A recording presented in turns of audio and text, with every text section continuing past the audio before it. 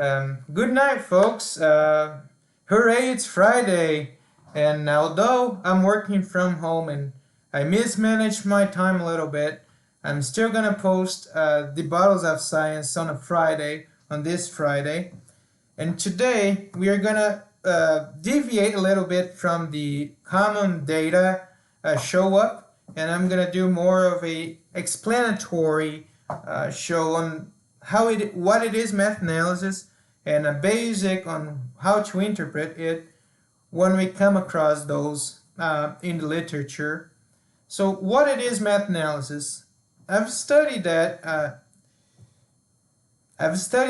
a lot in my master's, and I've come up with one definition of it, and it is just one method of quantitative research synthesis that we can do in a determinate topic.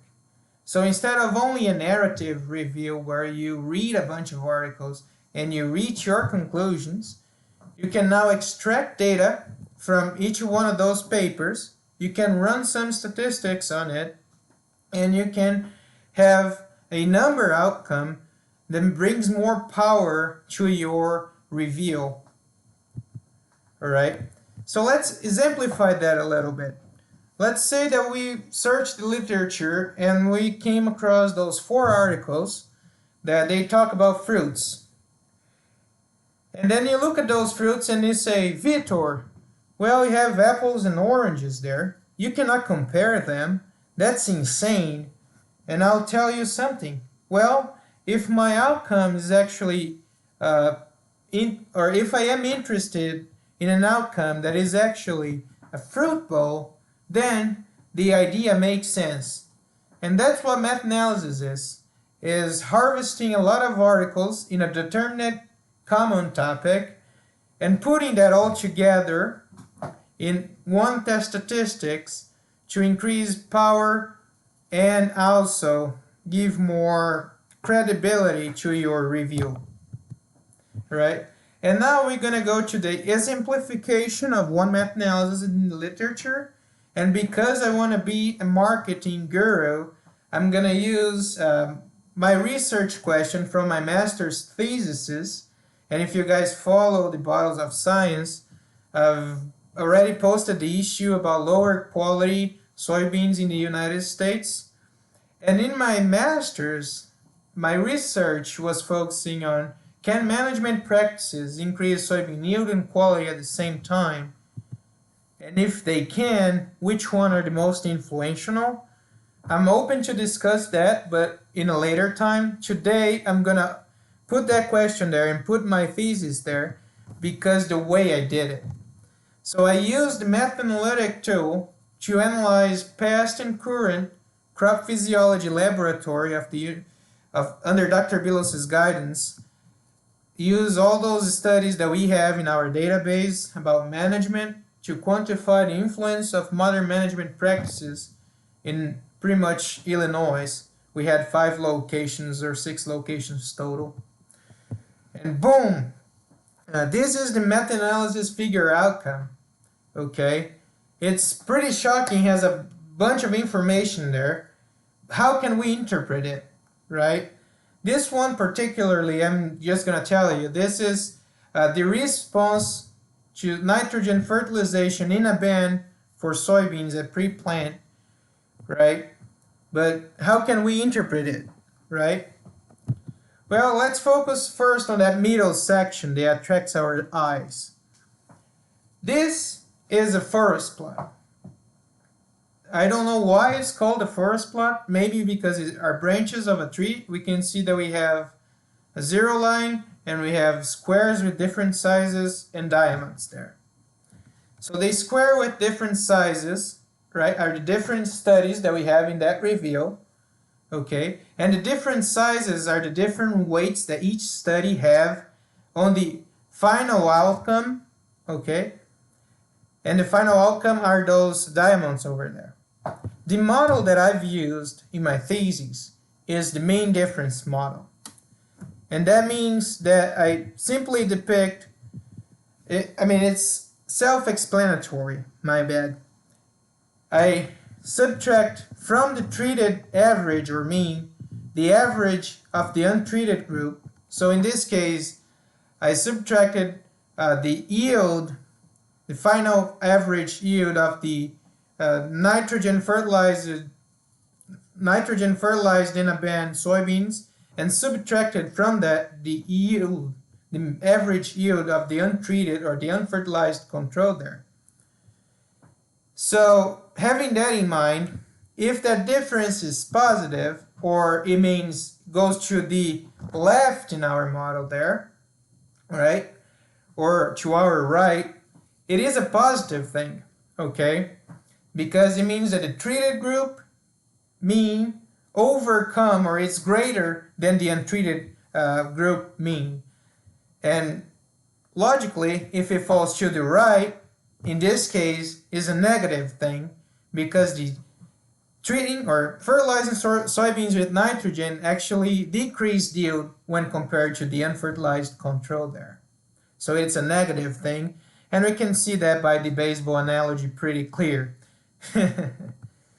Well, now let's focus a little bit more on that outcome, and the outcome is a diamond, right?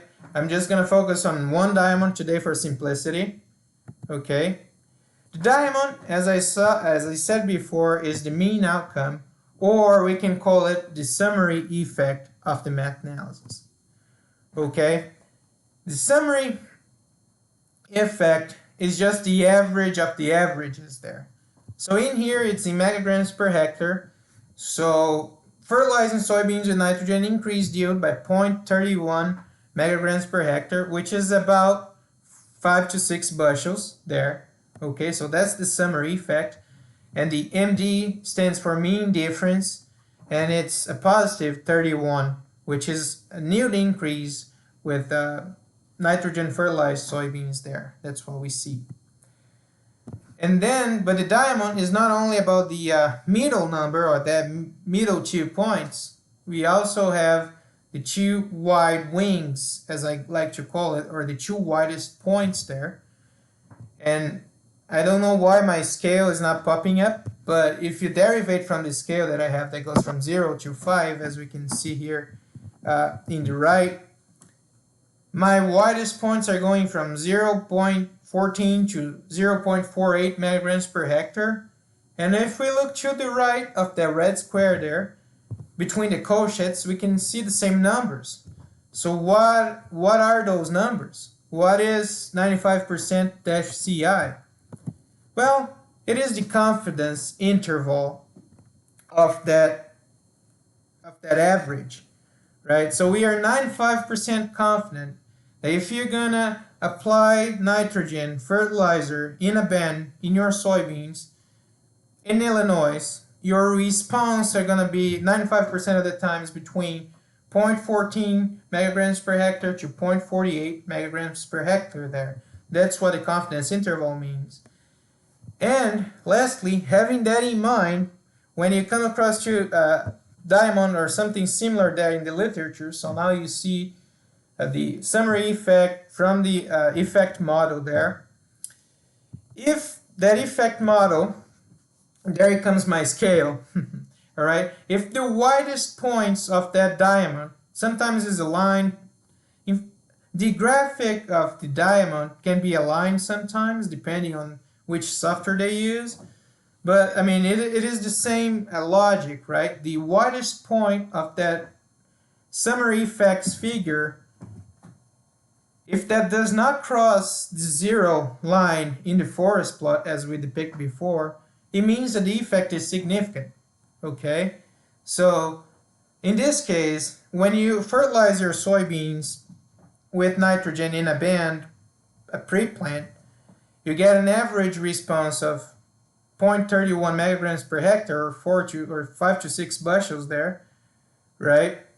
And 95% of the times, your difference is gonna fall between 0.14 and 0.48, and that difference is actually different from the untreated control. So you actually gain yield when you apply nitrogen in soybeans. If that's economical or not, that's another question for another day. But that's what the data shows, that we can increase yields with nitrogen application. Thank you guys very much. I know it was a rough presentation, maybe a little bit rushed. It was my first time broadcasting my screen as well. So I hope to get better in the future. And if you guys like that format of Bottles of Science, I'll be willing to do that again. Thank you very much.